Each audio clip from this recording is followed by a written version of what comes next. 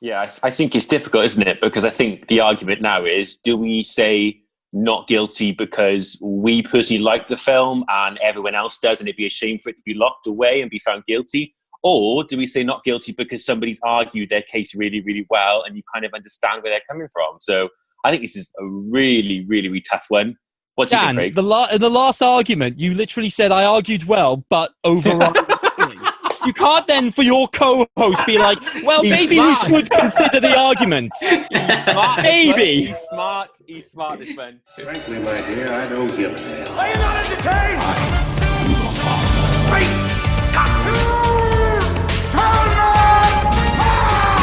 Here's Johnny. I'll be back. It's not the bazaar, it's a silly movie boy. Well, good movies. Hello and welcome to Well Good Movies, the podcast that gives you the topics worth discussing and the movies worth watching. We are continuing to entertain you during lockdown. And I'm your host, David Oscar, and as always, I'm joined by my co-host. He is the judge, jury, and executioner, Craig MacDonald. Hello, Craig. Slice. So last time it was just shut up. This time it's even more grim. Well, you literally introduced me as an executioner, so I thought I'd just warn you. Yeah. It fits with the narrative. Craig has had to watch a lot of bad movies lately for this podcast, so he's just getting more and more angry. I was thinking either judge, jury, and executioner, or just a ritual master of sacrificing bad movies. If there is one thing you do not want to tempt me with, and that is lighting a massive fire and chucking people into it. Today, if you have not already checked out part one, me and Craig recently were guests on the Dan and Joe film show. It is a show that we are very affiliated with, good friends with Daniel Cullinane and Joe Richards. So we did a part one to this two-parter in which we talked about films that we loved that everyone else hated. So it sort of stemmed from the idea of where we talked about films we had never seen before. So we want something along that similar vein. So to parallel that today, we thought we would talk about movies we hate that everyone else loves. Because, of course, after talking about horrible Adam Sandler films, we just had to carry on talking about films we hate and a struggle to get through. But joining us for that is, like I said, our two friends. They've been on the show recently since we started lockdown, and they were on Film Talk all that time ago. And now it feels like the circle of life. You know, we had Dan, we had Joe, and now we've finally been able to bring them both back on together. Social distancing is not changing that, thanks to Zoom. Hello, Dan and Joe. Hello. Thank you for having us back on, and it's nice to be back on as a pair again. You know, I felt like last time there was half of my soul missing, so it's nice to be kind of reunited as one again. Definitely. Yeah, it is. If we were all in the human centipede, it'd be like we all one centipede, you know? Like, it's good to be back. And but what I want to know, guys, let's get to the juicy stuff. So you've had me on. You just talked about the human centipede. We'll always start off, you know, with a family in mind. No. I've been on as a co-host. Joe's been on as a co-host. We've been on separately. Who was the better co-host? Okay, Come on, guys. I want the juicy gossip right now. Well, from what I understand, you guys were comparing that on the basis of how you did in your respective endgames. So you tell me who the better guest was. Oh, Joe beats me. Yeah. Okay, fair enough. It's all going to change today. Don't worry. What I liked about Dan's endgame was the fact that when I listened to his show, how annoyed he was getting that he didn't know the answers. Whereas with me, and I was like, oh, that's quite frustrating. Dan was like, I honestly thought he was gonna kick off and throw his toys out the pram. I did. I mean, I think I burst a blood vessel. It's just the pressure of being against me, but no worries today, guys. It's going to be less pressure. You're just against each other. That's no big rivalry at all. It'll be good to finally spark that rivalry again, especially considering the first and only other time you guys have taken each other on, Joe was the victor in that situation. Yeah, and you know what, Joe, you can't hide behind the Muppet questions anymore. He's going to be big. Yeah, we like to think that the game we have for you later is definitely a level playing field. This is the first time in the past few weeks that we've had guests who are fellow film podcasters. So how have you found it, specifically because, you started around, was it like January, getting used to recording content and then having to completely change the way you do it within just a few weeks and keeping it fresh and keeping it updated, etc. It's been frustrating. It's been really hard, I think, in a way, because obviously, like you said, we started back in January. So literally, I think we recorded maybe 3 or 4 episodes before all this kind of happened. Maybe 5, I can't remember. So it was really frustrating to kind of start something new and kind of be in the swing and really excited about this new project that we were working on. And especially after kind of everything which was going on around that time as well, like a lot of frustrations and a lot of drama with certain other shows and things like that. It was very frustrating to be psyched and ready to like have everything in place for this new project, and then this kind of throw a massive spanner in the works.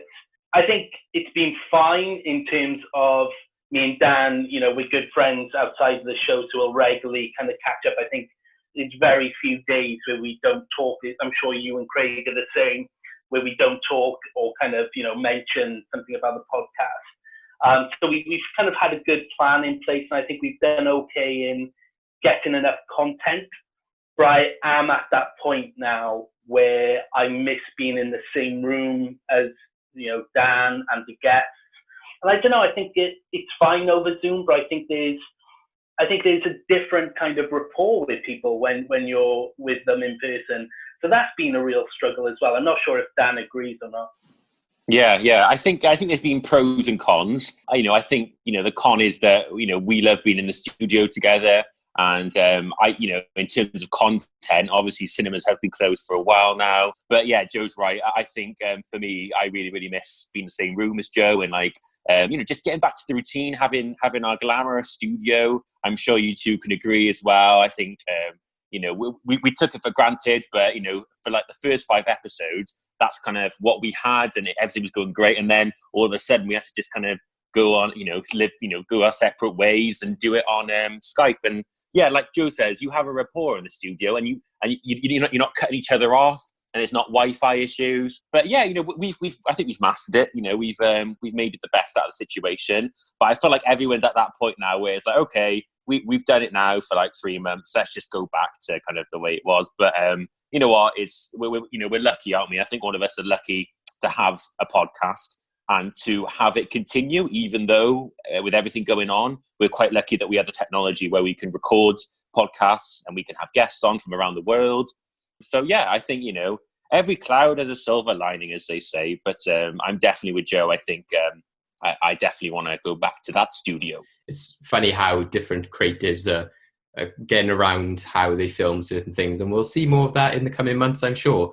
But talking about trying to entertain a lot of people, today we're going to be trying to make our case for some movies that we hate that everyone else loves. So when we were on the Dan and Joe film show, we were talking about films that we love that everyone else hates. So that was quite a big barrier to sort of cross, in that you had to sort of defend this film because so many people had negative thoughts towards it. Well, today it might be even more of an uphill battle because it's a film that everyone loves, so they're immediately going to be on you if you hate it. So we're going to carry on with the same theme, which we were going about it in a sort of courtroom style. So in defense of, we'll use the guilty or not guilty verdicts. So that means at the end of each person's defense statement and why they hate that movie, the other 3 will judge whether they deem it guilty or not guilty of being a film that should be out within the public. So each one of us has chosen a film that we hate that everyone else loves, and we're going to go backwards to the way that we did it on the Dan and Joe film show. So we're going to start off, for once, with the hate from Craig, rather than leaving it till the end. All your rules and your clothes and all this money and everything is a game. This was an ambush. Stop. Are you sent here to ruin my evening and possibly my entire life? Stop it! So for me, a large conversation I have to have is with a lot of people who think that films that are basically trying for the Oscar season and the general award season, they basically say that these films are incredibly pretentious and they're about really, really trivial niche subjects that nobody should really care about, and that they're basically just loads and loads of sophisticated people who are unrelated to society, and that basically they just go for like ridiculous twists that no people would follow, and they're just incredibly unrelatable. And for the vast majority of cases, I've defended Oscar films so hard because I think that there's a great degree that they can often show us about areas of society. This film, however, I feel represents everything that those people keep saying, and it's the first time I basically had to come around and agree with those people, and to the point that I genuinely hated this film. The film that I'm going to be talking about today is the film Phantom Thread. Oh. Now, I can't remember if Dan...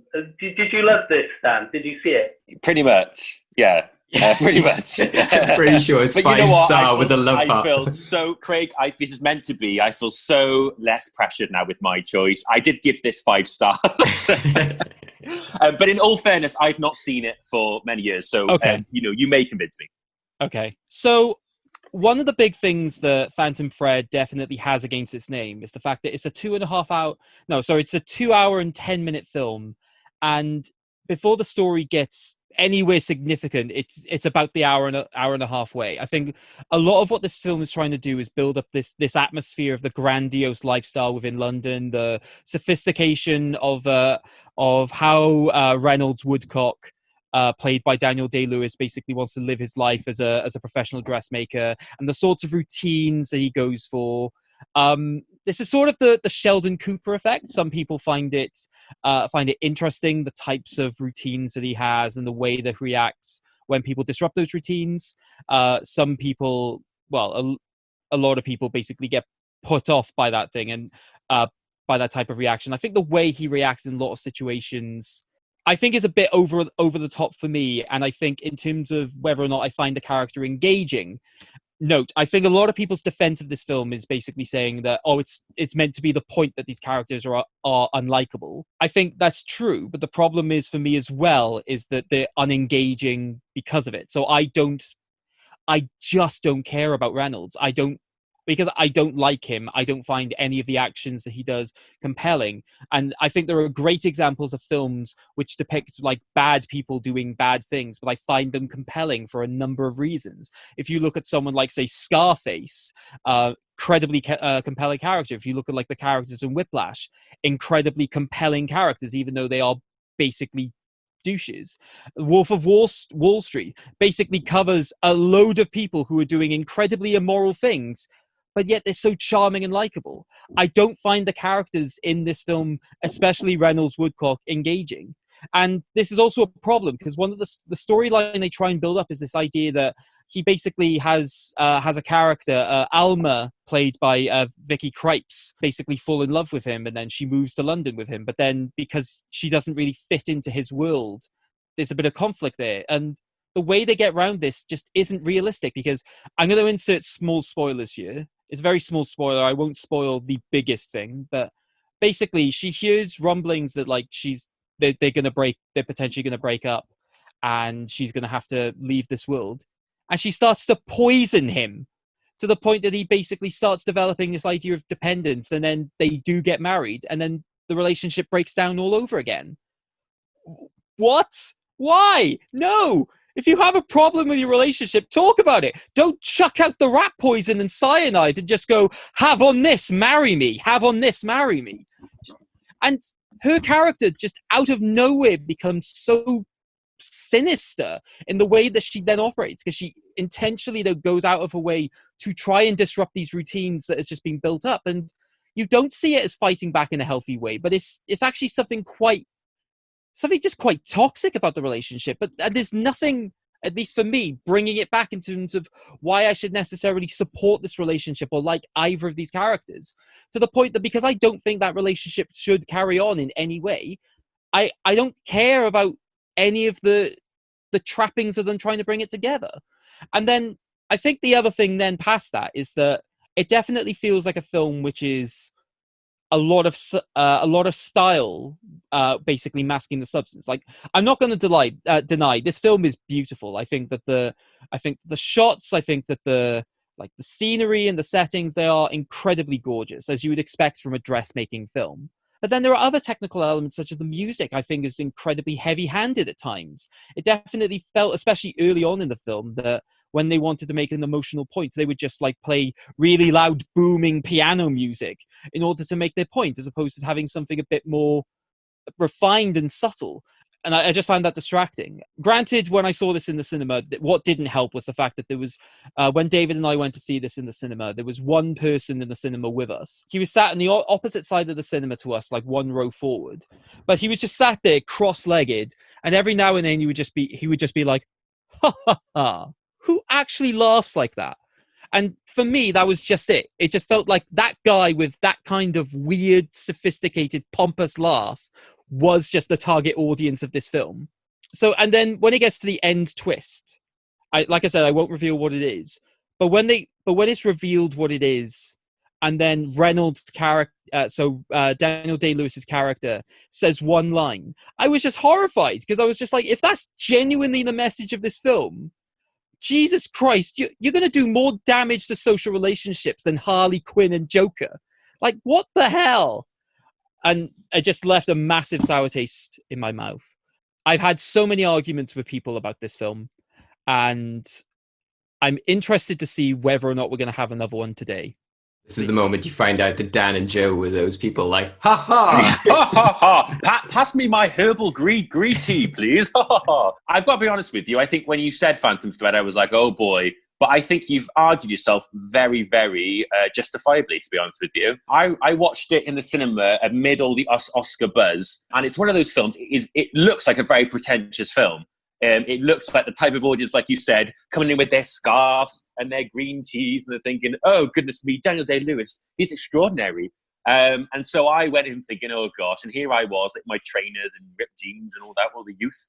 And I was the youngest person in that cinema. I remember going to watch it. I think for me, I think it's subjective, isn't it? I think if you didn't like the relationships portrayed in the movie, if you didn't like kind of the message it gave, which I understand, then obviously, you're not going to take to it. And I think, fair play, I think this is the one film that year which I'm going to give you a pass on, because when you think of other films like Room, films like Steve Jobs, films like Whiplash, there is no denying, like, those are excellent films. And if anybody dare, like, especially Room, because Room is something that I really love a lot.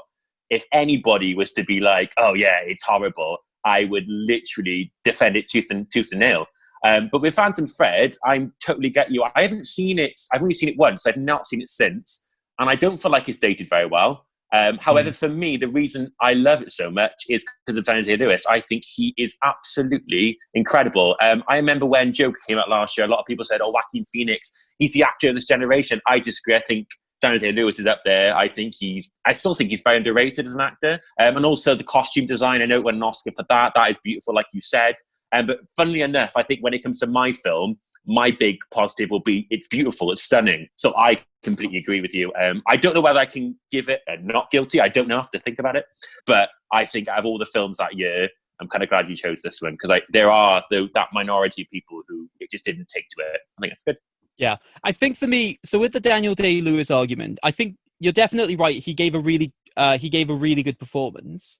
But for me, when I compare that performance against his other performances that I've seen, especially against something like, say, Lincoln, I feel that while it was a good performance, I don't think it was a groundbreaking, exceptional performance. I think that's one of the reasons why I wouldn't give that enough of a boost to its ranking of the film for me. Because for me, it would need to be okay, I'm hating everything, it's now got to be absolutely pure exceptional. And it was a great performance, but I don't think it was enough of a game changer for me to give it that additional credit. Something that justifies the whole point Craig's making with the Daniel Day-Lewis argument is that this is meant to be his last ever film performance. It's like, you can't go out on this, Daniel. You need to sit down with Daniel, like, Daniel, you can't end it like this, man. You can't do it. Because for a man who's played, people who, are losing weight and, historical figures, for him to play just such a stale and annoying character. You know, I get that that's the idea of the film, but you know, don't go out on that. And I think my major problem was just the script. It just meandered and just dragged its feet so much. And I was like, can we just get to the point? You know, I understand when films are trying to do these daring things, or they have unlikable characters, but like Craig said, there's plenty other examples of that being done well. And I think it was just a case of aesthetically, it just wasn't my type of film. You know, often period pieces can be quite a hit and miss for me anyway. It's just that this film was just pushing it in my face. I remember the only thing that got me through this was seeing it with Craig, because I literally made the joke at one point when the music got way too much for me, that I just started doing a hacking movement with my arms, because I just wanted to kill the person who was on that piano, because I couldn't stand anymore. Like, it just aggravated me. And yeah, I just didn't come out of that film happy at all. So, you know, I've got to agree with Craig on this one. I think it is guilty of being terrible. I didn't like it either. It was one of the worst films I saw of that year. I think it's pretentious. I think it's ridiculous. It's slow, and yeah, just style over substance. Well, I'm very disappointed because a couple of nights ago, me and my better half were looking for something to watch, and she said she wanted to watch a film which just looked beautiful. And I was scrolling around on Netflix, because it's worth mentioning Phantom Thread is on Netflix at the moment, I think. I think I saw it on there. It's on one of the streaming platforms. It definitely is Netflix. So I was going to suggest to her at the time watching it, because I haven't watched it, again, like Dan, since I saw it in the cinema. So I wish now I revisited it then. I think we chose something else in the end. You chose Fantasia, something genuinely. Yeah, just to kind of refresh my memory and my thoughts on the film. So I'm going by what I can kind of remember of it. And I remember actually really, really liking it. And I think I liked it a lot because I think I'd seen no trailers for it, nothing like that. I'd just seen the poster. And I did walk in with that attitude of it's going to be a hoity-toity, oh, hello there, top of the hat and tip of the hat and all that kind of stuff. And I thought, this is going to be a drag. This is going to be really like a slog of a movie to get through, looking at its running time and everything like that. But I remember being surprised at how many times I actually ended up laughing. And I'm not sure if that's got something to say about me and my own kind of personal experiences, maybe. But I just found that the film had really kind of dark humor in places. And I totally get where you're coming from. The relationship, which is central to the movie, is very toxic. It is a very toxic relationship. But I also think it is a very kind of authentic relationship. Not in the sense of like the extent that they go to, like you said, like poisoning each other. But like, I don't know, I just think I love the juxtaposition, I guess, of that kind of period setting of a film being so beautiful, but the characters being so ugly. And that kind of juxtaposition between like the visuals and the characters and the stuff which was going on in it. Because usually when you see a period film of that kind, it's something, like Sense and Sensibility, I don't know, like films like that, and I just think, really kind of nice characters, kind of what's going to happen. And I think I was just relieved to kind of walk in and not find a slog, kind of dull movie, but something which kind of kept me engaged. I didn't know where it was going at all. And I think I really appreciated that of it.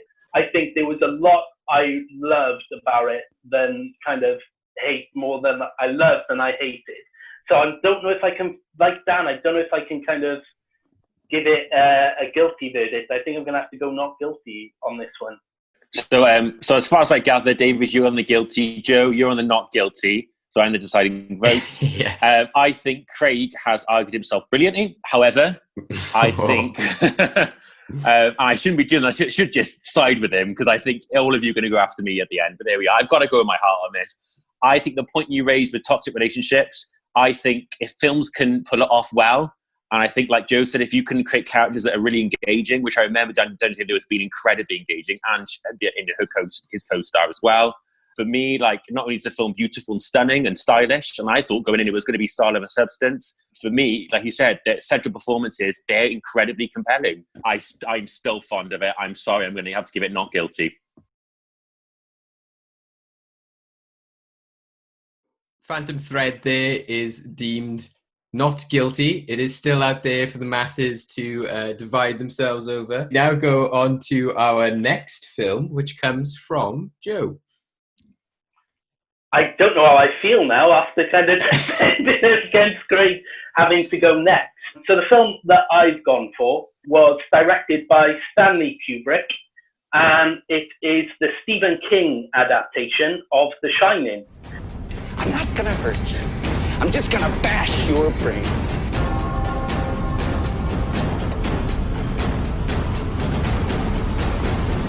Here's Johnny.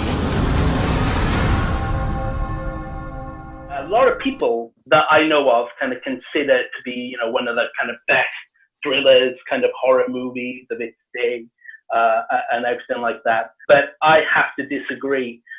It's one of those films which I think for years had kind of been bigged up, like films like The Godfather, you know, as like a classic movie. And I remember watching it for the first time on a New Year's Eve. I had nothing better to do, so I was sat in my house New Year's Eve. First time I was going to watch it. I remember at the time being a little bit underwhelmed with it. I'm not going to lie. I was like, this, from what everybody has said, I was expecting far more from it. This wasn't helped by the fact that a couple of years later, I went and read the book by Stephen King and subsequently rewatched the movie. And it's no surprise to me that I did the research not long after and found out that Stephen King hated this adaptation of his source novel. And I think it's clear to see why. There's a great quote that Stephen King has, which is one of my favorite quotes, because I like supernatural stuff. I love ghost stories in general. And this is one of the like, kind of great quotes of his, I think, which are, monsters are real and ghosts are too. They live inside of us and sometimes they win. And I love that idea of ghosts somehow being tied to our own kind of trauma and our own kind of emotions and everything like that. And this book is all about that. The book itself, Stephen King's book, delves into what is essentially a man who has got severe traumas from his childhood. He was beaten by his alcoholic father, and now this man has basically got drinking problems himself. And in the book, it's mentioned, and I think it maybe is hinted at in the film, but in the book, it's mentioned a lot that Jack has kind of, is sort of turning into his father. He's hurt his own son. And, you know, he hopes that going to the Overlook Hotel will somehow kind of fix him. But also there's that very real kind of concern that his drink problem will kind of increase. And his wife is living in fear that he might end up one day hurting his son to the point of killing him. And that is the kind of central relationship at the core of this of the book, of this father doing everything in his power to kind of fight these demons, not become his father, and protect his son. And that kind of all builds up to this really great finale where the Overlook, it's a different finale to the film, and I won't spoil it, but in the book, the Overlook Hotel is set on fire. And it's got more of that, it kind of goes more into the inner turmoil of this father kind of fighting his inner demons and real demons, these ghosts. And there's like a moment where he kind of tells his son to run because he's scared of what he's going to do to him. And that's really powerful stuff.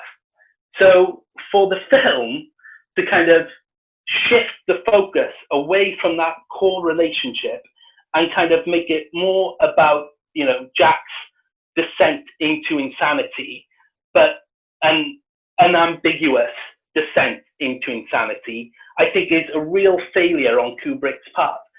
King himself has said one of his biggest problems with the film is that the first shot, the first moment you see Jack Nicholson in that movie, you can tell he's not right. You can tell he is like got something wrong, and you can tell he's got that insane look in his eyes already. And the book itself kind of develops that in a really kind of nuanced and subtle way, so that when it gets to the end and that climax, that, you know, it's deserved, it's well earned. I don't think Jack Nicholson's kind of crazy end performance with the axe and here's Johnny, as great as his performance is, and I will say the one thing the film does have for it, other than really great cinematography and a good soundtrack as well, Jack Nicholson's performance is fantastic. But I think you can have the aesthetics, you can have that carpet, you can have that dong, dong, dong, dong, that music. But if you don't kind of have the heart of the book, if you can't develop the kind of the relationships and the actual kind of conflict of the characters in the book, then for me, it's not a successful adaptation, first and foremost. And the film itself, I just don't think it works. I don't find it scary. I mean, it's tense. It's got, as I said, it's aesthetically pleasing. But, you know, it's just Jack Nicholson going nuts. And for me, that's not scary enough to kind of do justice to the book. There is a mini series currently on Amazon Prime as well, which King prefers. It's like 4 hours, 5 hours long. And I've got to say that does a far better job of it. And it was great to see Dr. Sleep come out last year. Mick Flanagan, he's a great director of horror. He did The House of Haunted Hill on Netflix. And it was interesting to see especially that he tried to fix some of the problems that King had with The Shining. So the kind of changes the ending of Dr. Sleep, but does it to kind of redeem the ending of The Shining. So the ending of The Shining is actually now the ending to Dr. Sleep. And it does work. It works really well.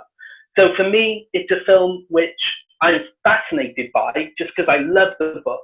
And it's just a film I can sit down and kind of look at analytically and look at the cinematography and stuff and kind of think what was going on in Kubrick's mind. Why did he make those creative decisions? But it is a film which I don't understand people's love of. I saw it, I went to the cinema to watch it on the big screen because they said there was going to be 20 minutes of Dr. Sleep attached to it. And it was packed out and people were loving it and engaged. And I just sat there and I was thinking, as great as it is to look at, it's just boring. And like the book is so much better. So yeah, it's a film which for me, I just never got the love that kind of surrounds it. And yeah, I suggest people go read the book instead of watching the film. I've just got this image of Joe now in the cinema, like, boo, boo, and all these people turning around angry. So basically, The Simpsons actually does a better job of showing Homer going into descending madness, as he turns out quite normal at the beginning, than Jack Nicholson does in the film.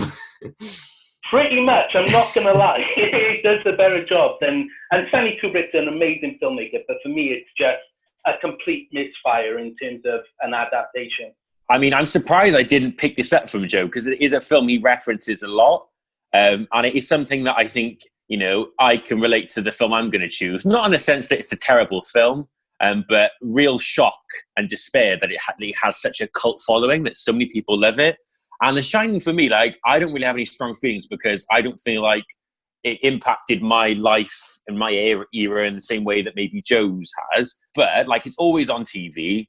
I remember when I was quite young watching it, and I was terrified by it, but mainly because I was quite young. I remember it being really creepy imagery is one of the things I remember. And I really only remember the second half of the film. I don't really remember the first half.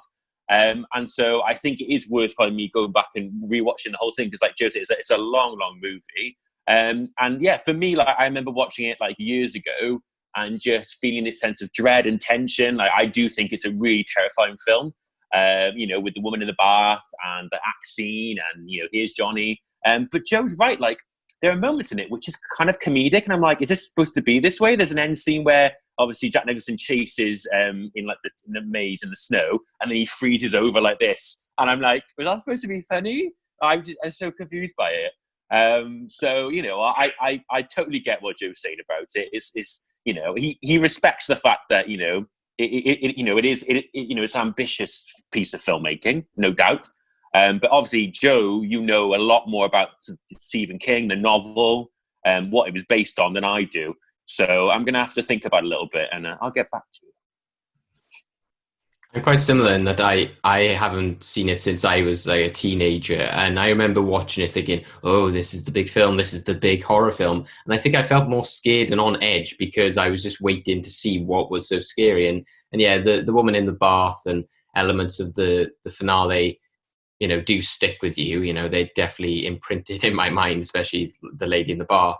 But apart from that, like I said, I didn't feel that impacted by it. And I think visually, yes, and that's why I sort of laugh when Joe said about it doesn't matter about the carpet. I just love it if every film had this recognizable carpet in it, which would judge how successful of the film is or not. But I do feel that there is these big arguments for adaptations, and it certainly makes me feel about my decision yesterday and the one I'll be talking about today, because it does hinder a lot for people when they're watching something, is the lenses that they're viewing it through. And I think when you're talking about a film that you hate, it's not because it's bad. Usually you sort of pity that film a bit more. You sort of hate it because it personally attacks you. And that's what I felt with my film. So I can completely sympathize with Joe in that sense. And if it is completely losing the mark of the book, then yeah, I completely understand that. And from what I remember thinking, well, why does he go mad? And is it just he goes mad and that's it? And like I said, I joked about The Simpsons, but in that it is the element of he hasn't got beer and TV and it makes him go crazy. Whereas in the film, I just felt that it was just the influence of the house. And I never bought the relationship with Shelley Duvall, and I think the whole story about having a breakdown basically from the bat scene just kind of doesn't put it in a good light either. And I never bought them as a couple. And when I was watching, I just remember thinking they don't seem like they're married at all. And I don't understand this relationship. She seems really weird, and she seems like the person who would be going crazy, not him. So yeah, I didn't believe that the child would be hers either. So yeah, I could be convinced by Joe, but I'm interested what Craig thinks. Yeah, for me, I'm not going to base any of my argument about how good of an adaptation it is, because for me, that's not something that should necessarily come into play unless the film itself basically draws that parallel. I'm basically saying that so nobody calls me a hypocrite for my views on The Lion King. So for me, I mean, I haven't read the book, so I understand what the book is going for. I understand what the miniseries is going for. So I can definitely agree that in terms of the actual Stephen King story, the film is not a good representation of that. That said, in terms of the elements of atmosphere that has generally been built up throughout the film, at least to me, in terms of its own right, I did get a lot from it. Granted, I think that mine and David's reenactment of the bat scene is better than in the original, but again, I think it was a really entertaining scene. Stay away. Give me the bat. Stay away from me. Give me the bat. Craig, stay away from me. Stop swinging the bat. And just like I did genuinely like get absorbed into the series of Dread, right? I remember a lot of the opening quite vividly, just because they have that ominous music, and it's probably one of the few horror-esque films that I probably respect. So, I don't know. I think for me, I needed more of an argument necessarily about why the film itself doesn't necessarily deserve the hype in terms of it being a film rather than in terms of it being an adaptation. So for me personally, I think on those grounds and little pinch of pettiness, no, I'm joking. I'm probably going to say that this film is not guilty, because I think that there's still a lot to be gained from this film, and even if people only want to gain from it from like meme culture, I think that's also fine. But I genuinely was quite intimidated when I watched this film. Yeah, I think it's difficult, isn't it? Because I think the argument now is, do we say not guilty because we personally like the film and everyone else does, and it'd be a shame for it to be locked away and be found guilty? Or do we say not guilty because somebody's argued their case really, really well and you kind of understand where they're coming from? So I think this is a really, really, really tough one. What do you think, Craig? In the last argument, you literally said I argued well, but overall. You can't then, for your co-host, be like, well, He's maybe smart. we should consider the arguments. He's smart. Maybe. He's smart. He's smart, this one. You got a point, Craig. You got a point. Again, Joe, you've argued yourself very well. And I know when it comes to my film, you all can I do the same. I guess if I've done that for Craig, I've got to follow through. So I'm going to have to find this film not guilty. Sorry. Should I just go guilty now, just to help? That's it, man. That's it. Joe and I are done now.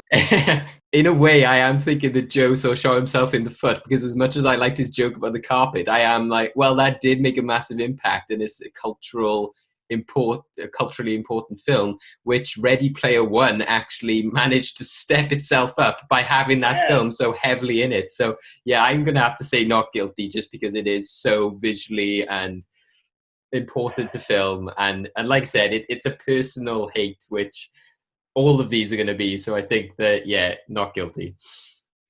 All right. Well, David, Craig, I totally respect your decisions there. Daniel, you better find a new co-host, mate. I feel a bit somewhat better now that Joe has brought in this element of adaptations, and Craig also mentioned, the idea with Lion King of not being a hypocrite. So I also want to make the same statement here.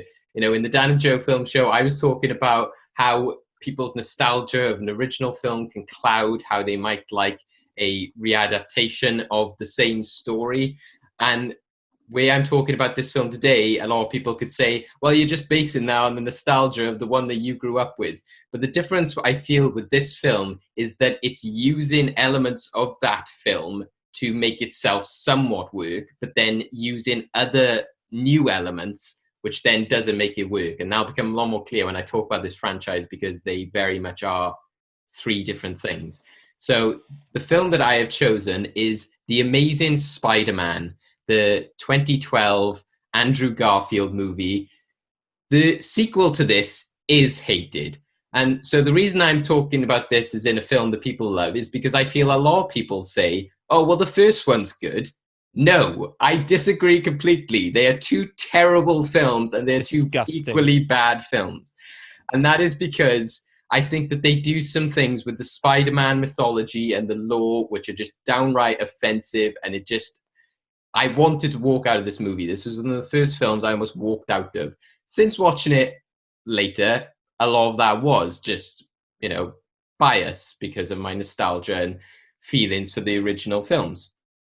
But I'll talk a lot more about why I hate it. And like you guys, I don't think it's an awful movie in terms of, the elements of it.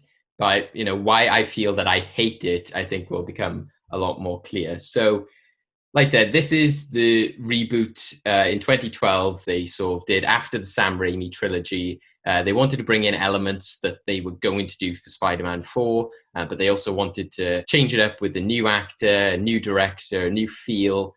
So they brought in Mark Webb as the director. They had Andrew Garfield as the new Spider-Man, and then they wanted to go down the sort of Gwen Stacy route rather than Mary Jane Watson. So they had Emma Stone play Gwen Stacy. The film is kind of similar to the other Spider-Man films in that it's, the villain develops his powers kind of adjacent to when Spider-Man develops his.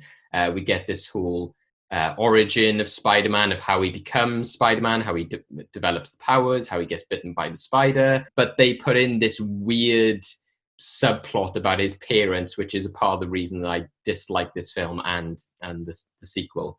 So for me, I think that the reason that I hate this so much is because it is that meddling that angers me. Is the fact that they feel they need to tell the story of Peter Parker's parents. And while a lot of people might say, oh, well, that's in the comics, there's a comic book story about that. The difference between comic books is that there's like 3 comics made per month over 50, 60 years. So of course there's going to be little stories along the way. When you only have about, at this stage, 4 films of Spider-Man, that's not the time to be saying, oh, well, we've never had, the story of Peter Parker's parents. Well, no, because we've still don't feel like the character is embedded into film, because he's only really had 3 films. It's not like we're 20, 30 films in, like somebody like James Bond. So I feel that completely distracts from the main story. It sets the film up in a completely weird way. And it's just a disservice to the character, because the idea of the character, even in the comics, when they talk about his parents and in the animated series, is that Uncle Ben and Aunt May were his parents. And this film just completely trashes on them, because anytime that Uncle Ben is in the story, he's just talking about Peter's dad. And it just, Andrew Garfield's Peter says, oh, you're a good dad. Well, that's only based on the fact that he just keeps using lessons from Peter's father. So he's just a makeshift dad. He's just an echo of Peter's real dad. And the fact that Peter keeps looking for information about his parents is just an even more of a disservice to Uncle Ben, because he's like, you know what, even though I appreciated you, I'm still going to look into my real parents, because why not? But the scene where Uncle Ben dies, so people, might say, oh, well, you're just comparing that to the original. Well, if you don't want me to compare it to the original, don't put it in the bloody movie. That's why I think this franchise is quite interesting, because you've got the Sam Raimi films, which are really traditional, and you've got the Tom Holland ones, which are quite a different sort of take on the character in some ways. But at least they've gone, we're not talking about Uncle Ben. We're going to give him like Aunt May, but she's completely different. We're going to give him a completely different best friend. We're going to give him a different father figure. So you don't make those comparisons, whereas this film decides to go, well, we're going to do some things different, but we're going to do some things the same. So you can't help but compare them and just feel that the new stuff is just weirdly placed. So the fact that Uncle Ben dies because Peter buys a milkshake just really, really gets on my nerves. The first film, it's literally because Peter's selfishly getting money because he wants to buy a car to impress, a girl, and he doesn't help the guy who underpays him because he wants his own back, because he didn't give him the money he deserved, and he thought, you know what, this guy deserves to get robbed because he's a crook. Well, in this film, they just put that into a guy who works at a shop and wouldn't give Peter his milkshake because he didn't have 2 cents. It just comes across as petty and just makes Andrew Garfield's character just a douche, in my opinion. And that's why a lot of people will say that Andrew Garfield's Peter Parker is too cool, and I agree with that. A lot of people will say that Spider-Man, he's good as Spider-Man. I can agree to some extent, but I go to the scene in my head the most when he's first introduces Spider-Man and he's in the car and he says, oh no, knives, my one weakness, and you thought I was a cop? To me, it's too snarky. It's not that balanced that Spider-Man needs to be. To me, this was more like Deadpool, because I feel that Spider-Man is all about having quips and being sarcastic, but to himself, he's not actually sort of, if he mocks his enemies, he does it in sort of like playful way, or he'll quickly throw it at them. He won't do it in this sort of like, oh no, you found my one weakness, I'm scared of knives. Oh, you really think that I'm a cop in this? He just becomes too banterous, and I just don't like it. The other thing that makes it difficult for me to get on board with this film is the visuals. I think it looks great with the dark cityscape of New York, etc., but the costume is terrible. I look at it and I could get on board with the story and everything they do if Spider-Man looked like Spider-Man, but I don't like the gold tinted glasses. I don't know why anybody looked at that and said that's good. I would have gone on board with it if maybe that was the first costume, then it developed to another one, but the fact it's throughout the entire film, I don't like it. I don't think it looks like Spider-Man. I know they were going with this DIY effect that it looked like he made it himself, but at the same time, we're looking at a film about a guy who webs himself from building to building and is dealing with a giant lizard. So do we really need to believe that he could make this costume? I think that, again, the Tom Holland and the Tobey Maguire ones do perfectly good jobs of having his makeshift costume and then go into the sort of more theatrical costume, which you want to see. If you're gonna steal cars, don't dress like a car thief. You a cop? You seriously think I'm a cop in a skin-tight red and blue suit? Who are you? I know it's been rough for you, Peter. And the 2 other things I'll say about it, which get on my nerves, is Rhys Evans as the Lizard. I think he started off really well. I think he did a good job in the role. He was quite good in his sort of scientific aspects, but I just don't understand why they then went down this weird Peter Parker, angle. Why is he saying that? Why did they think that was funny? A lot of people might come back and say, oh, well, the Sam Raimi films are really dumb and silly as well. They are, but this film is trying to be something more serious and more dark. So why have we then got what looks like a knockoff Teenage Mutant Ninja Turtle running around saying "Poor Peter Parker"? It just makes me cringe every time I see it. I think it's dumb. And the other part is the romance with Gwen Stacy. I think Emma Stone is really well cast as Gwen Stacy. I think she's great. I just don't like the dialogue in this film. The chemistry between Andrew Garfield and her are noticeable and works to an extent, but to me it just comes off as cringeworthy, because a lot of people say, oh well, they dated in real life, so the true life romance is coming through. Whereas to me, I feel that distracts from the actual film, because I just feel that I'm watching Andrew Garfield and Emma Stone flirting with each other. I don't feel like I'm watching Gwen Stacy and Peter Parker flirt with each other. I feel like I'm watching those actors flirt with each other. And the part where he sort of like webs her and brings him over to her, and you know, she says things like, oh, I've been bit as well. You know, it's just too corny. And it's things that they then repeat in the second film, which then when people had an issue with, I was like, this was in the first one. Why didn't you see that? Lastly, the biggest like punch in the face they do to story is they set up Gwen's father as Captain Stacy. They tried to do him as an alternate to J. Jonah Jameson. Again, if you can't do J. Jonah Jameson, just don't do a parallel to him. He's the guy who's against Spider-Man, etc. And he says at the end of this movie, you know, promise me one thing. You know, he realizes that Peter is Spider-Man. He says, leave Gwen out of it. He says, I promise. And then the film has the audacity at the end of it to just completely go back on that through this cocky line from Andrew Garfield when the teacher comes in and says, oh, many literature people say there's only 10 main types of stories. Well, there's only one, and it's about who you are. And then they say, you have to remember, don't make promises you can't keep. And then he whispers to Gwen Stacy, those are the best kind. And then she smiles. That is just downright offensive to the promise you made to this dying father that you promised you would keep to his daughter, and just angers me. If you want to get a good representation of it, watch how it should have ended. They do the perfect reaction to this, in which Gwen Stacy literally turns red and rages at him for saying it. And yeah, the entire thing just, I think it's competently made. I think there's good elements of the strip. There's things I like, but it's just those key bits in there which I think are bizarre, and I don't know why they did it. Rant over. I genuinely like this film.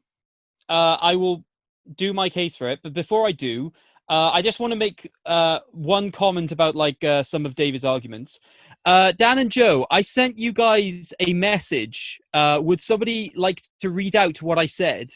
No, we're not. We're not going to read it out because it's not very nice, is it, Craig? You've been a naughty boy. You've been a naughty boy. It's not nice. Joe, would you like to read out the message? Yeah, I'll read it. David, I defended you. There was me thinking Joe is the nicer of the two, and he wouldn't. I was like, damn. I think David understands that what I say out of love, and he can't deny that some of the arguments come under this bracket. Can we just clarify? David just admitted that Joe is the nicer out of the two. So you know what? I might change to not. No. I meant it in the way that Joe would be like, no, I can't go down that road. Whereas Dan would be like, I will spare you the torture of It's okay. No. Bearing in mind, I did not write this. So as far as I'm concerned, my hands are clean here, Dan. Okay, I've got no issue reading it out. So Craig wrote, I've never seen or heard David act like a 14-year-old boy before, and I knew him when he was 14. Wow, so funny. Basically, what I meant by that was that it was a very impassionate speech, but it was also the sort of impassioned speech that I would hear. I would hear from a kid, basically. That's not fair. That's not fair. No, to be fair, no one said that about your speech. No, to be fair, in my mind, I was like, if I'm going to sell this, I need to come across as passionate. And it's the 14-year-old me in me that watched the Tobey Maguire film, so I'm willing to take that. That's how I'm going to make my argument. Well done, David. Well done. Good bounce back. That's how you win this debate. Yeah, I mean, at the end of the day, basically, David's coming from a very nostalgia-filled position with Spider-Man, which is something that I'm not, and generally wasn't at the time anyway. So, I mean, okay, so I'm going to go through a couple of things. One, with this idea of Andrew Garfield not being an appropriate Spider-Man, I will accept that he is probably not an acceptable Peter Parker for a certain extent. But to say he's not an acceptable Spider-Man with the quips, I don't think is fair. I think that, especially when you compare like some of the scenes with like Tobey Maguire's Spider-Man, I thought that dialogue was incredibly corny. And there are even times where literally, if you listen to like the actors' commentary of those scenes, they're making fun about how weird and nonsensical some of the lines actually are. So even if it's not necessarily like what Spider-Man should be, I think it is more in the right direction than say Tobey Maguire's is. Granted, like some of the Peter Parker scenes, it does come off a bit high schooly, but even then, I'm still willing to accept that sort of drama up until an extent. The idea of the romance, I personally thought the romance was really engaging. I thought that they came off quite sweet and endearing, and I don't have the same issues that David has with regards to the dialogue. I thought that like it was definitely subtler form of like childlike cringe than like the second one is, because I admit the second one is cancer.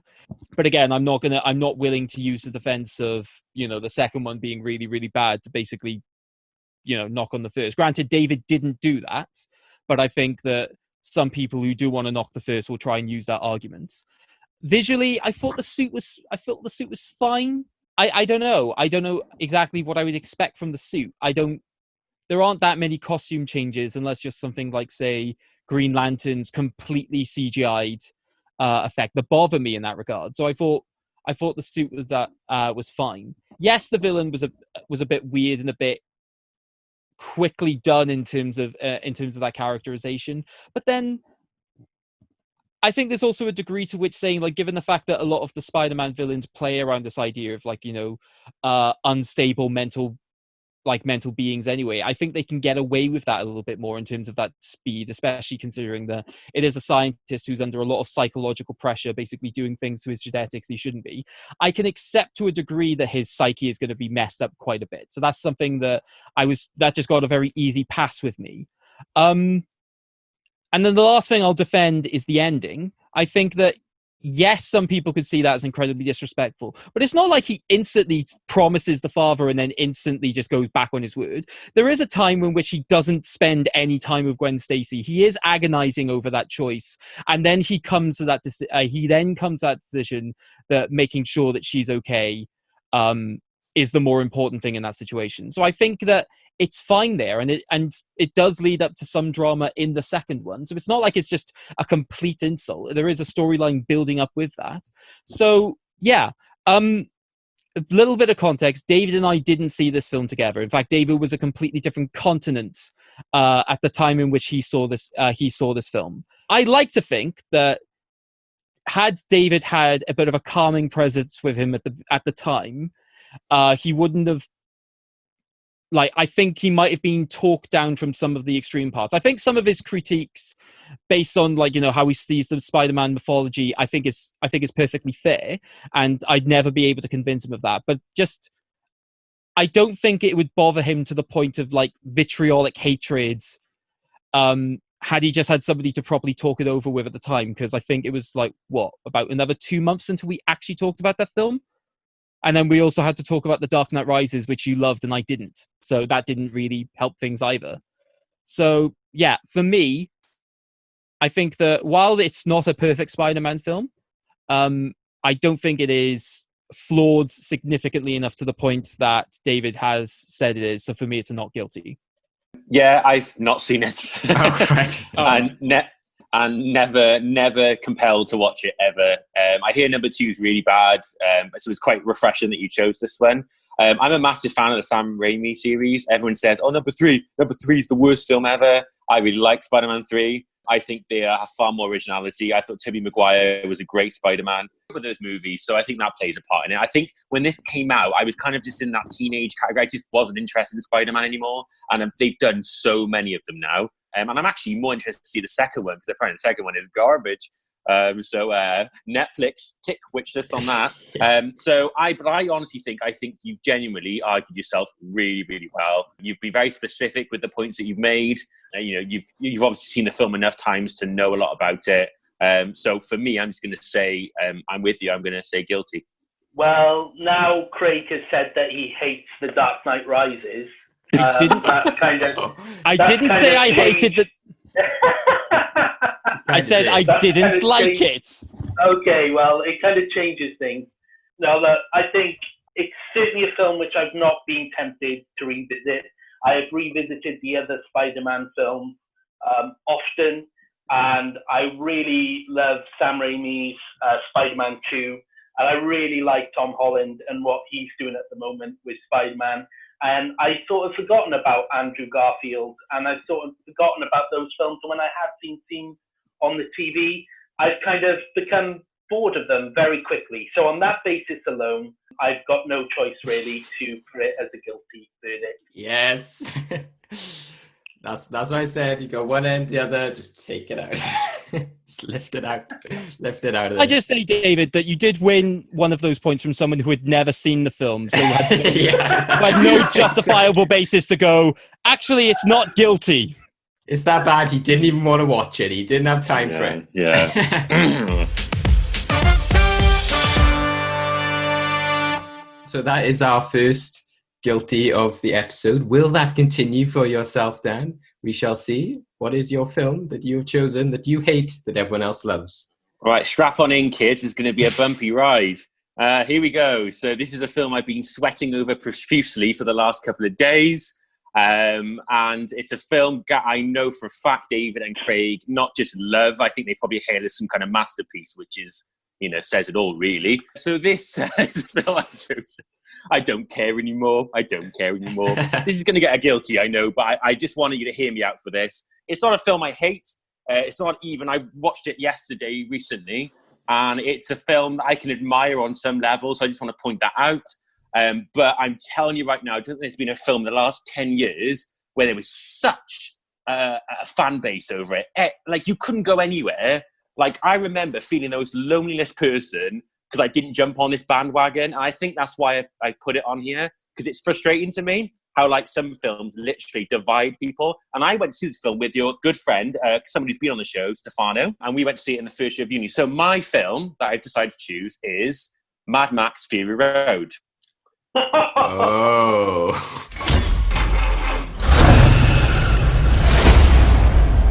My world is fire and blood. Everything is dependent on oil. We are killing for gasoline. The world is almost out of water. Water. Now there's the water wars.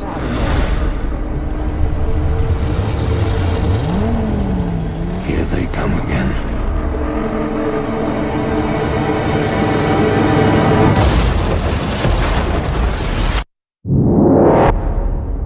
Everybody's gone out of their mind. Here we go. See, you were mentioning superheroes or something before about like Aquaman, so I thought it was some superheroes. No, they haven't made Aquaman 2 yet, so I can't. Right, strap yourselves in, guys. Here we go. So this is obviously directed by George Miller, the guy who made Happy Feet, and it stars Tom Hardy pre-Venom. I think he has 5 lines of dialogue in the entire film. Also, Charlize Theron is also in this with a shaven head. And basically, it's the 4th installment. It's a Mad Max series. I've not seen the others, which you may have a good argument against me. But you've got Tom Hardy playing Max, Charlize Theron playing Imperial Furiosa, and Nicholas Hoult is also in this playing Nux. And basically, the story is, or lack of it, is it's set in a post-apocalyptic wasteland, which Joe knows is my favourite genre. Basically, you have Furiosa played by Charlize Theron. She is rebelling against a tyrannical ruler who is played by Hugh Byrne, called Immortan Joe. He rules over the desert. There is no water. There is no fuel. And so everyone is starting to get really, really desperate. So basically, the movie is one giant car chase for 2 hours. And you have Furiosa, who has kidnapped some of his women, who he uses to breed with and to make milk. And so she grabs these prisoners, chucks them in the car, and goes for a good old road trip. On the way, she bumps into Max, who has his own demons, and Nicholas Hoult as well, who wants to basically ride to Valhalla. He wants to sacrifice his life for Immortan Joe so that he can be considered a hero. And like I said, I've not seen the Mad Max movies, which might be the big issue in all this. I don't know. But I remember going to watch this film, and just everybody, and I think even now, everybody absolutely not just loving it, like seeing it as perfection, seeing it as a visual, not just a visual masterpiece, but something you can worship and pray every night before you go to bed. And I was just somebody, I don't think it's been a single film since where I've just no reason why people love it so much. I have no idea.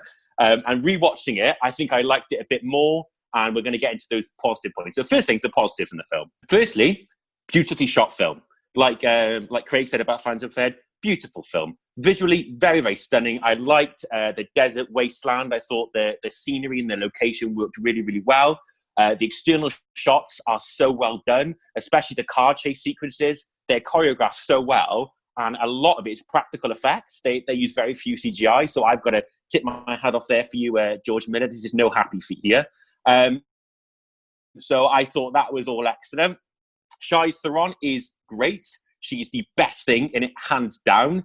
She's the only character with any sense of backstory. She's the only character with any kind of purpose in the film. And she's just a great actress. I love her, and I think she's really good in this. Now to the negatives. Tom Hardy, the guy got so much hate for Venom. It was just beyond relief. I think he's better in Venom than this. He gets 5 lines of dialogue, and I understand maybe that's part of his character, but he just adds nothing to this, I don't think. He's just kind of somebody who they kind of use as muscle to fight off different bad guys. His flashbacks got on my nerves of this little skeleton boy. Don't know who he is. They were sporadic. They were inconsistent. The director popped them in at weird times. Like, he would be fighting somebody on the top of a trunk, and it'd be like, Max, save me. And it didn't make any sense. I was just, what's going on? And they're dropped in whenever it's convenient to help the exposition of the story. Nux got on my nerves as well. Nicholas Hoult, you knew from the first moment he was on screen, oh, here we go. We know his storyline. He's going to be somebody who's going to be a nobody, an unknown. Then he's going to be basically go in to kill them. He's going to make friends with them, and then he's going to be considered a hero. And it's all going to be, and that's exactly what happens. He ends up sacrificing himself at the end. And he kept dying. He kept falling off the car, and then somehow he got back on again. I was just like, what's going on? The narrative, Joe's laughing, I'm trying to be serious. The narrative is paper thin. I know it's not a film that's supposed to have this complex narrative, but the story is, let's drive somewhere, let's drive back. And I'm not kidding. That is the actual story, which people may like because it's nice and simple. And just there's no character development apart from Charlize Theron. She's the only person you care about. And yeah, that's basically why I don't hate the film. Like, I think it's perfectly fine if people were just like, yeah, visually it's stunning. But if people kind of were just realistic and said, yeah, it's got a few issues, I would not be having this conversation. I would not be putting this film into this list. The reason why I have is because people treat it like it has no flaws whatsoever. So yeah, that's just for me kind of what I'm going at. So anyway, that's my argument for it. I'm sorry if I offended you, but I had to let it out. It's like a good fight. You just got to let it out. And yeah, eat me alive, boys. Here we go. Well, fair play, Dan. I didn't think there would ever be a time in which I knew exactly how you felt during that yesterday conversation, because I can't disagree with you with anything you say. And that's why, I love this film, but I come out of it thinking, why do people love it so much? But I came out of it thinking, wow, that was not at all what I expected. And that was a crazy situation. But it was just the longer I thought about it, I didn't know what to think when I first came out of it, but the longer I thought about it, the more I loved it.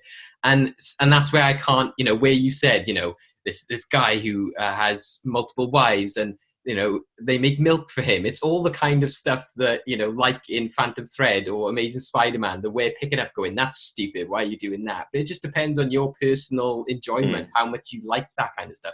I was talking about Charlie and the Chocolate Factory, how much I like that. So, of course, I'm going to like some weird post-apocalyptic white people in the desert kind of thing. But that's the kind of thing that I enjoy. So I can completely understand somebody not enjoying that. And you're right, Matt, the character Max doesn't play a big role in that film. Furiosa is pretty much the main character of that story. She's the one that has the emotional arc. But I'm fine with the whole flashbacks and the fact that he is just the muscle, because I believe that's just what the character is. The fact that he doesn't even say that much in the film, I think, emphasizes that even more, that he is just this sort of weapon in the sort of race that they have. And yeah, because it is just an entire car chase of a film, that's why people love it so much. So for you to then say, well, it's just a car chase of a film, that's why I can't say, well, yeah, if you don't enjoy that or don't get on with this, like John Wick, if you don't get on with like crazy action and set pieces, you're not going to enjoy it. So I can completely understand your feelings on it. I would never want it to be considered guilty, so I'd have to say not guilty on that part. But yeah, I can completely understand your not appreciating it. I think the reason why so many people love it is kind of the same as Blade Runner and Blade Runner 2049, is that it didn't make that much money. So I think if it was like an Aquaman, it made $1 billion, you would see more divisive people, because more regular people are going to watch it. So they would be a bit freaked out by it. But because I think the large audience that went to see it was cinephiles and action lovers, then they are gonna talk about it a lot more, because they were like, oh my god, this is the type of film we've wanted to see for years, and this is crazy and it's inventive and it's artistic. So I think that's why you hear a lot more about it, because it's kind of like the Snyder Cut. It's like, even though they're a small group, they're louder because they are so impassionate about it. Whereas I think if regular people saw this, my mum would watch this and be like, what the hell was that kind of thing? So and that's basically your mum. I am your mum. yeah. So yeah, I can understand, but yeah, I'd have to say not guilty. That's fair enough. And you are, that I completely respect that. I think you got it nail on the head. So thank you, David. Dan, in the time I've known you, I've always thought of you as somebody who's incredibly over-positive with films and enthusiastic. So I'm not sure how I felt about that over the last year or so. So I've basically been waiting for a moment like this, purely because I can be like, good, let the hate flow through you. End of skit. Woo! Yeah, I'm like David, I'm never going to find this film guilty. I think that there is a lot of poetry when it comes into the actual choreography of the actual fight scene. And I think that for people who look deeper, there are ways in which the story is told beautifully through visuals and like with reduced dialogue. That's why Tom Hardy having like 5 lines doesn't bother me, because it's not really the point. You basically tell the story through the visuals, through the action scenes. And I think that it's a groundbreaking film for the way it tells that. I had never seen a Mad Max film before this one. I didn't want to go and see this film. I believe that David and other members of our group of friends basically heavily encouraged me, because I'm not allowed to say forced me to go and watch this film. And I 100% thank them for making me go and see this film, because I thought that it was a spectacular experience. So yeah, there is a reason why back when we were doing Film Talk, this was voted our #1 film of 2016 for 2015. I can't remember exactly which year. But Did you not watch many films that year? Right, simmer. I'm joking. I know. I understand. I think it was just a case of, for the 4 of us doing the podcast at the time, it was the film that satiated the most of our appetites, because our group back then were a mixture of like massive film critique nuts like David and myself, and people who would consider themselves more of the average cinema goer. So it was able to get that good blend. But yeah, I just thought it was a fascinating film. So for me, it's a very strong not guilty. My vote is the last vote. So yeah, I remember seeing this, and the first time I saw it, I wasn't overly impressed. I'm not going to lie. But I did go back to the cinema to see it, I think, at least 2 more times, because I wanted to give it another chance. And over the kind of repeated viewings, there was more that I took from it. There was more that I appreciated. And I think it is like initially a weird movie to like get into. So like, I think on first viewing, I was like, whoa, I'm not sure if I was like prepared for it. So I think definitely having like seen it once and then going back and watching it 2, 3 times, I started to get more and more from it. Not least, just the sheer technical ambition of that movie. We especially considering the fact that nowadays, not sound like kind of old git, but nowadays everything is so CGI heavy, and superheroes, and you've got superhero movies and adaptations and all that kind of thing. And I know this is a sequel, but it's been like decades since we've last seen a Mad Max movie, and this very much felt original anyway compared to the other Mad Max movies. I think my biggest positive for it is that it, to give the pun, it has drive, it has such a narrative drive to it. And I was watching, you probably saw yesterday, I have a poster of Raiders of the Lost Ark on my wall in my other room. And I love Raiders of the Lost Ark. It's my favorite film of all time. And I watched that the other day and I thought to myself, there are not enough films these days which have that sort of narrative drive. It's all, plot, exposition, 2 hours, 20 minutes to kind of get the story from A to Z. And Raiders, you're hooked instantly. It's just never lets up. There's that one scene of exposition, and then it's all go again. And Mad Max Fury Road is that personified. It just kicks off, and it just builds and builds and builds. It's a very simple narrative. You're absolutely right, but I think that's key to it because everything else that's going on is just so brilliant and just awe-inspiring. Really, some of the stunts and stuff that they have in the film. So it's great to see it win all those technical awards at the Oscars and things like that. So yeah, Dan, I love you to bits. There are a few films every now and again we don't agree on. It's not guilty for me as well. I kind of understand all your points, which is strange because I do get it. That it is a visual masterpiece. It's a thrill ride. And I actually, second time watching it, because I'd watched it since 2015, it did fly quite quickly. It did go by. But all these years, I want to let that out. So it's out now, and I can be happy about life. So yes, even though it is not guilty, it can fly away. Goodbye.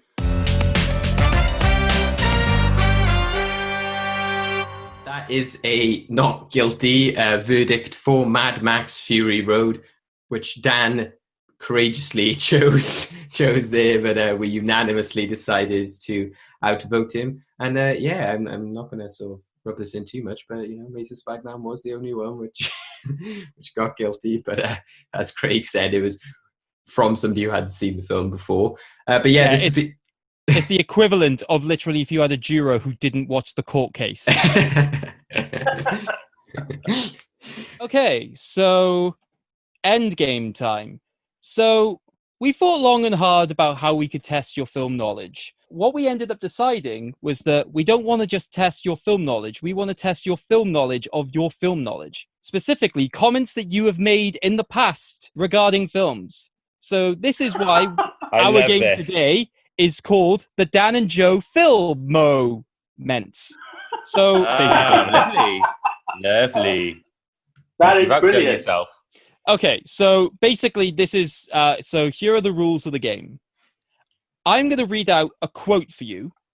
This is either a quote that one of the two of you has made on one of the various shows that you have appeared on, whether that be the Dan and Joe Film Show, the other show you're involved in, or even our episodes of Film Talk and Well Good Movies. Or it is going to be a quote from a random movie character. So each question is going to be worth 2 points. We want you to guess, first of all, if this is one of your quotes or not. So as in, did one of you two say it, or did a movie character say it? And then for a second point, if it was one of you two, what were you talking about? And what sort of episode-y thingy was it on? Or if it was a movie, which movie was it? So does that make sense? Yeah. Yeah. The impressive thing as well is that to reveal the answers, we do have the clips. Wow. Brilliant. Yeah, so I sent... Okay, are we ready for quote number 1? Yeah. Yes. There was one song or rap I wrote called Why Jocks Rule the World. Can you read the quote again, please?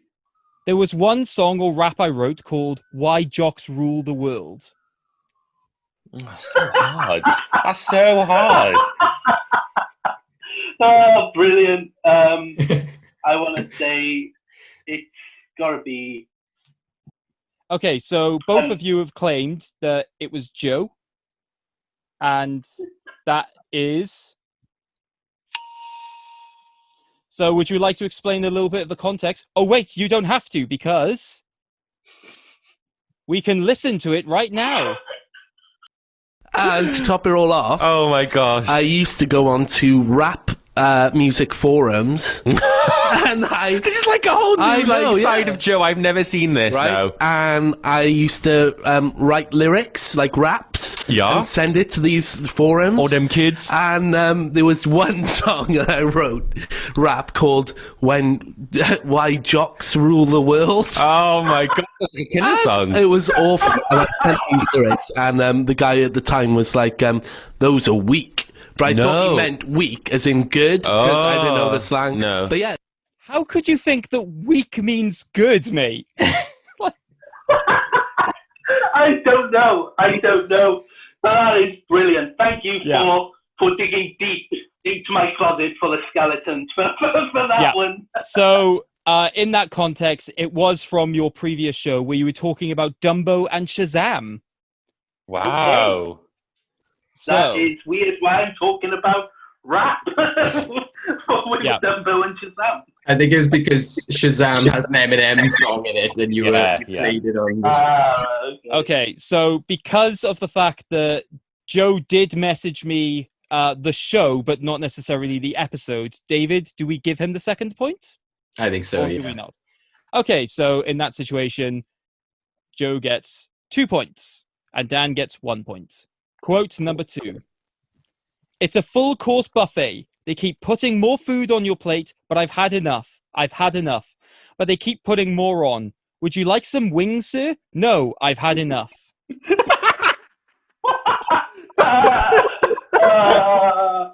What on earth? That's nuts that we said that. Well, did you? I don't know. That's the game. So both of you have answered that it was Dan who said it. It was indeed Dan who said it. So Dan has claimed it's from the radio show, while Joe believes it's from the DJ film show. Joe? Which means Dan. Thank you. So the scores are now tied. Let's listen to the moment in question. Dumbo, I know that's kind of the eagerly awaited Disney film. So much of Disney this year now. We're going to talk a bit more about that later on. Yeah. If you're a fan of Disney, it's like it's a full-course buffet. You keep putting more food on your plate. Like, I've had enough. They keep putting more on. Would you like some more wings, sir? No, stop. We also have reviews of mid-90s. I don't know why. That's so weird. I don't know why. Every time I heard that, read that quote, I always imagined you did some form of French accent. I don't know why. He loves a good French accent. He loves French accents as much as he loves food puns. Absolutely, they are my life. And then for you, if I'm in a French restaurant with a full buffet, forget about it. Are we ready for quote number 3? Yes. You keep using that word. I don't think it means what you think it means. I'm pretty sure I know who said it, but it's the show. I've given my answer. I can't think of anything else, but I think I've given the wrong answer there. So Dan has indeed messaged he believes it's Joe from the Dan and Joe film show, while Joe has claimed that it's actually a film character. Oh. Joe? Ah. It's a character from a film. Sorry, Dan. So this is the clip. Let's see if you can guess which film this is now. You got very good arms. He didn't fall? Inconceivable. You keep using the word. I don't think it means what you think it means. Another clue. I think Joe might have realised. Yes, it's Princess Bride, right? 'Tis the Princess Bride, yes. So, quote number 4, another short one. 8th grade, which we were both big fans of. Really hard. I'm going to put the show down first because I know exactly what show it was. Okay. Oh, it's really hard. It could be either of us, couldn't it, Joe? Yeah, I think I know who it is. But yeah, I put the show, I think it is as well. I don't know, again, the actual episode. Okay, so this is interesting. So you've both claimed it's from the radio show, which is... However, you both think that it's yourself. So Dan has claimed it's Dan, Joe has claimed it's Joe. What I'm going to do is I'm going to play the clip and let that answer for you. So, here's the discussion of 8th grade.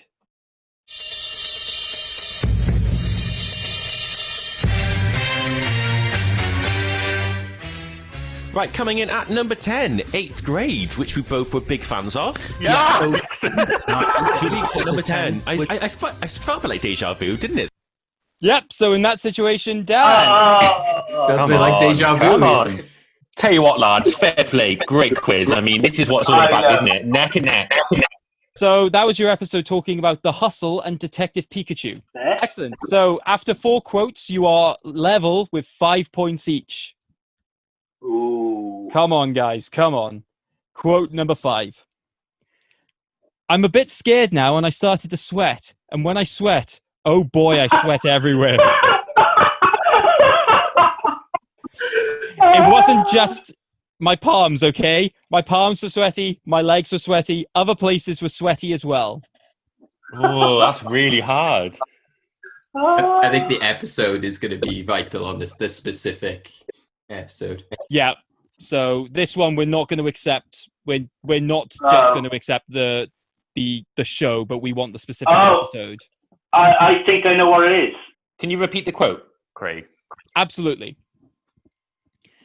I'm a bit scared now and I started to sweat. And when I sweat, oh boy, I sweat everywhere. It wasn't just my palms, okay? My palms were sweaty, my legs were sweaty, other places were sweaty as well. I'm going to take a risk here. Okay, so Joe has claimed that Dan said this in their episode talking about Mission Impossible from the radio. And Dan has claimed that he didn't say this, but a film character said this. Joe is correct.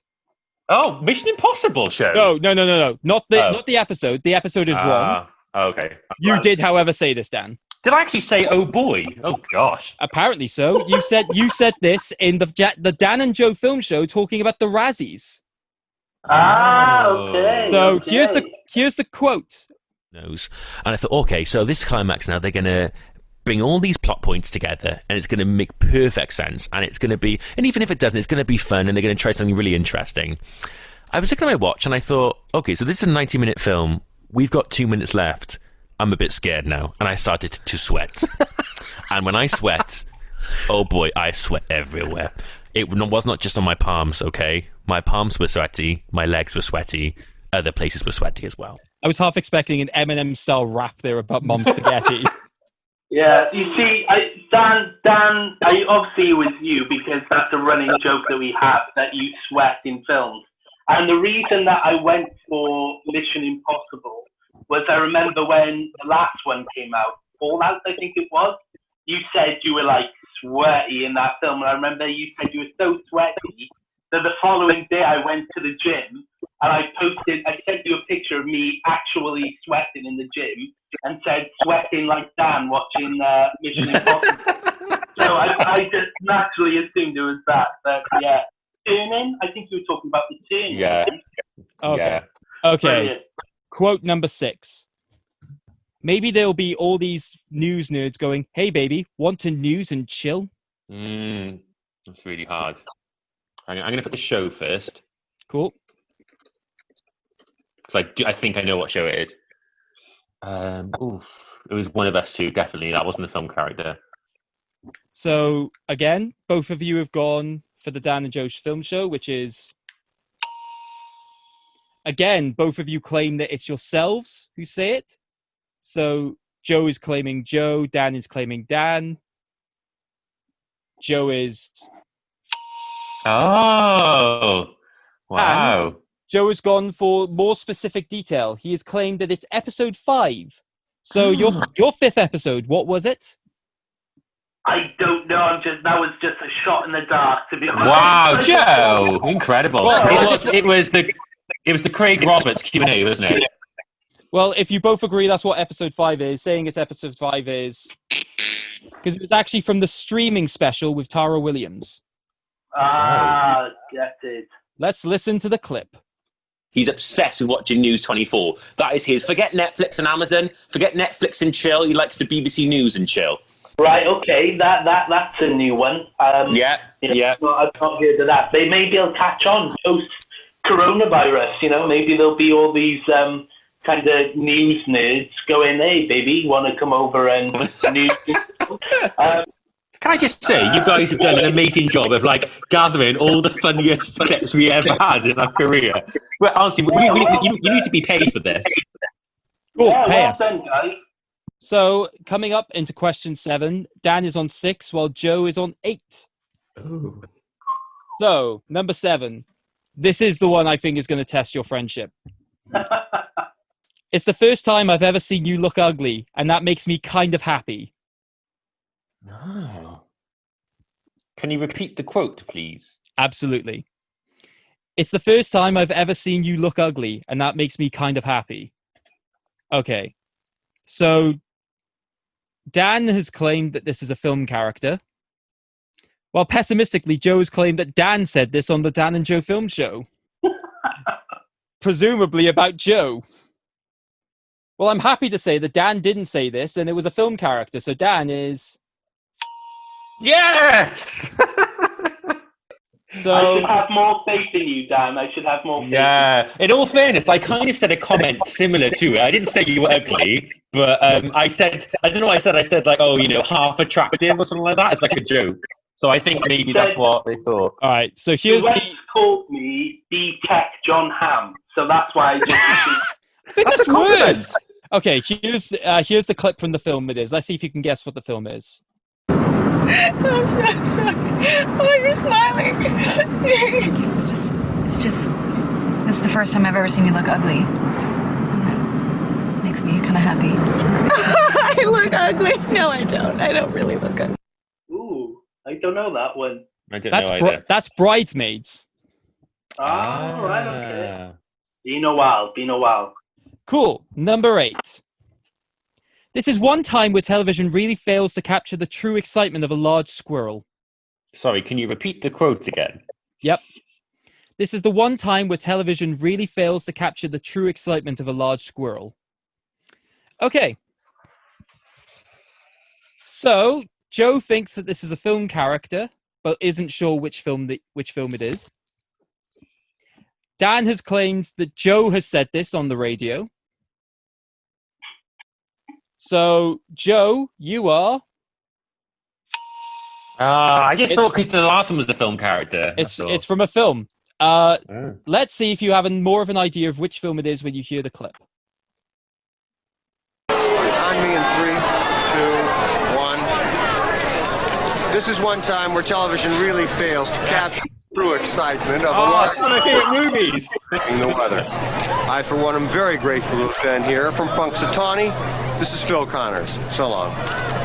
It's Groundhog Day. So, coming up to our last 3 quotes, a score update. Joe is on 9, while Dan is on 7. Every chance to bring it back. Number 9. I like to think we're partners, okay? We're partners in crime. You're not a magician, and I'm not some sort of closet-clad showgirl. Cool. No wasting time. Both of you think it's from Joe. Both of you think it's from the Dan Joe film show. Yeah. I'm glad you got that right because there was a slight liberty taken with that one. But... So let's listen to the beautiful moment in question. I'm Dan, as always, coming to you via the internet, via Skype, and I'm joined again by my gorgeous assistant. Some of you know him as Joe, some of you know him as El Campagne. I know him as my secret lover. It's Joe Richards. Joe Richards, your glamorous assistant. We got to do this glamorous assistant business, Daniel, okay? Because I like to think we're partners, okay? We're partners in crime. All right. You're not a magician, and I'm not some sort of corset-clad. Oh, come on! Can you not be my Debbie McGee to my Paul Daniel? Good old Debbie. We just assumed what Joe finished that sentence with there. Could have been a corset-clad anything, you could have said. Yeah, that is absolutely brilliant, guys. All I can say is if you guys ever did, because this is showing just how sort of like nice and banterous your relationship is. If you ever did this for me and David, it would just be things like me yelling just like... Okay. Just be like, my glamorous assistant, shut up. You did make me watch Jack and Jill along with Shelley, though, David. Come on. I wasn't disputing that. Yeah. All right. Quote number 10. We're singing and we're learning. Okay. You both think it's a film character, but it seems like neither of you can guess the film. What are you still thinking? I'm typing now. It's a shot in the dark again, but for some reason, it's a recent film which me and Dan have talked about. So potentially it could be that. I don't know. Okay. So Joe thinks it's Dora the Explorer, while Daniel thinks it's Mary Poppins. So, in terms of whether or not it's a film character, yeah, it's somebody from film. Is it somebody from one of those films? I thought Joe had it. I thought it was a really good answer. To be fair, see, even in like not getting the point, you're both respectful to each other. With me and David, it's just like, ha, suck it. No, so let's see if you recognize it now. Well, what's that?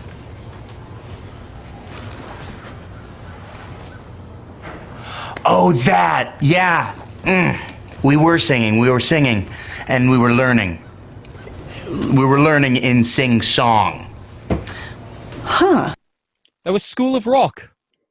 Oh, yes.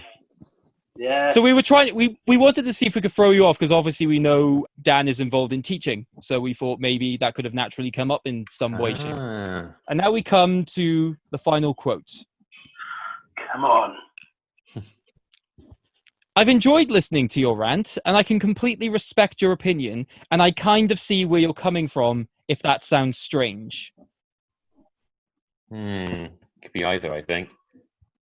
I reckon that is... Okay.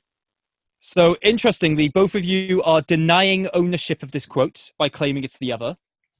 So, Joe believes it's Dan believes it's Joe. Who actually said it? Well, Dan said it. Wow. So, Joe, enjoy it. In terms of whether or not it was from the radio show, you are both... Because this is a quote from when you appeared on our show. So this is from film. This is from Film Talk. Let's see if you can guess what we had just talked about. I don't know. That's just how I saw it. Obviously, you've been glaring at me for about No, 5 we minutes. haven't. And actually, in all fairness, I've enjoyed listening to your rant, and I completely can respect your opinion. I kind of see where you're coming from, if that sounds strange. And I can remember what film you were talking about. You were talking about Dark Phoenix, weren't you? No, David was the one who hated Dark Phoenix. That was yesterday. I think... it was yesterday, was it? Oh, right. It was definitely yesterday.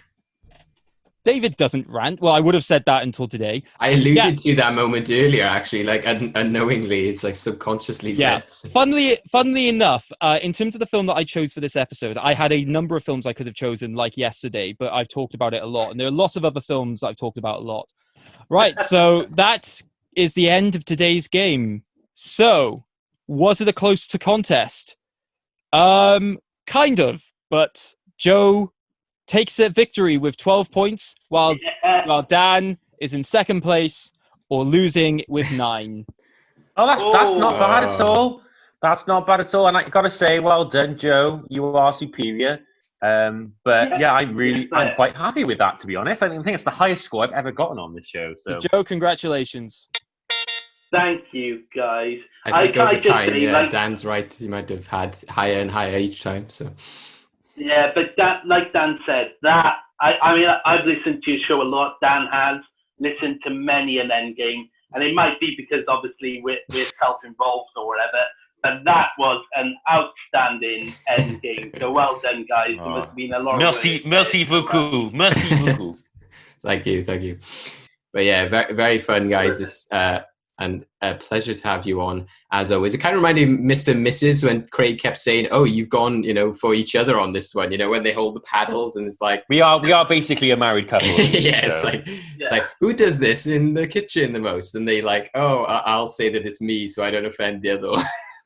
I do want to hold a Mr. and Mrs. for podcast co-hosts, just so I can have like a vibe about like the sort of partnerships that are going on, and then just show them mine and David's vibing, and everyone just be like, Oh. No, can I just say thank you guys so much? It's been a real treat, and yeah, that endgame was just so good, and it's been a pleasure again to be on Well Good Movies. Oh, thank you very much for coming on, guys. It's been loads of fun, and we've had loads of fun talking about the films that we love, but other people hate. So please do go check that out on the Dan and Joe Film Show. It's a lot of fun, like this episode was. And like I said, we've had loads of fun talking about the films that we hate that everyone else loves. So Dan and Joe, where can we find yourselves? Where should we check out the episodes? Yeah, you can find us on Facebook, the Dan Joe Film Show. You can find us on Twitter at DJ Film Show, and Instagram, which the more talented partner in this, Joe Richards, heads up. So, and where else can they find us, Joe? Yeah, you can find us on any kind of social media platform, really. Twitter, Facebook, Instagram. If you want to listen to us, we're available on Spotify, all good kind of podcasting outlets as well. So we're there. Just give us a search, and we're always engaging with people. And we like to hear what people think, and try and get as much kind of your comment into the show as well. So feel free. There's a lot on there to comment about and stuff like that as well. I'm sure Craig will be commenting on the next episode. What did you think of Phantom Thread? Did you rewatch Phantom Thread? Yeah. So yeah, thank you guys.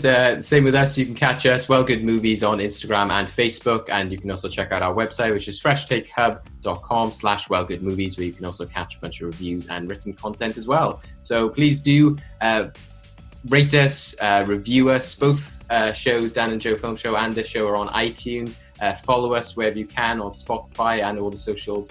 And as well, as Dan and Joe pointed out in the previous episode we did, which is Dan Joe Film Show, is currently a British Podcast Award. So please do go vote for both shows in that. It would be a massive honour for any of us to get.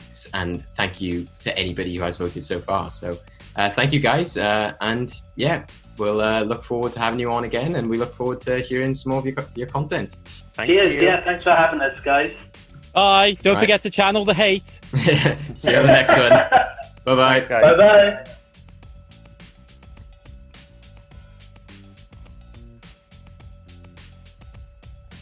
Oh boy, I sweat everywhere. What is